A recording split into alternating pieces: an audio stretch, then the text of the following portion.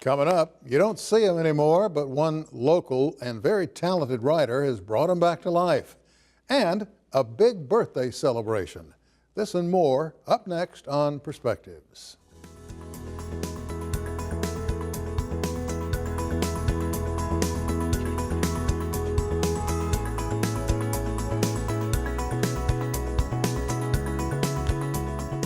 Hello, I'm Sam Jones.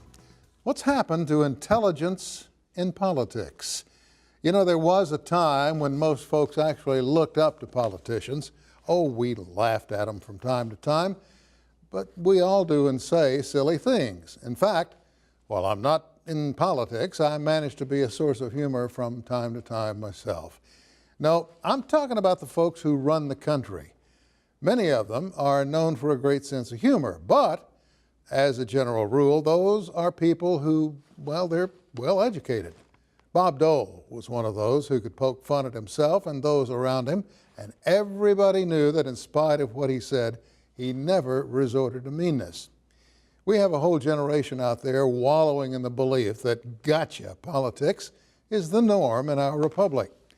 Some fellow running for office said just the other day that he wanted to walk all over the face of his opponent with track shoes. Think about that. And a week or so ago, one political wannabe out of Sallisaw challenged his opponent to a shootout at a local gun range at Targets because that guy, he said, was from New York, and he just wanted to see if he really knew how to use a gun. The guy he challenged responded with humor, saying, "We're not running for sniper here, we're running for office." Then comes Mark Wayne Mullen. His little doodah came after Stormy Daniels' attorney, Michael Avenatti, challenged Donald Trump Jr., who doesn't seem to pay a lot in taxes, to a mixed martial arts match. Said it could benefit charity. Along comes Mullen saying Avenatti should pick on somebody his own size, and he challenged the attorney to a match in the ring. Whatever happened to the old-fashioned debate?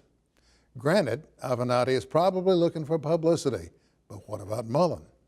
We've invited Mullen to sit down with me on this show to talk about anything, but the response is he's just too busy.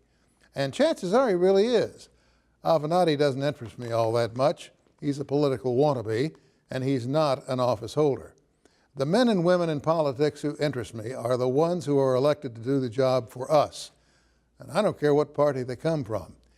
Guess I'll just have to be content with drawing humor from their results. You know, back in 1931, Will Rogers said something that holds true today, and I quote, "This would be a great time in the world for some man to come along that knew something." And that's really true today. And that's my perspective. Still to come, a friend of ours has researched a topic most folks take for granted. We'll have more when we come back.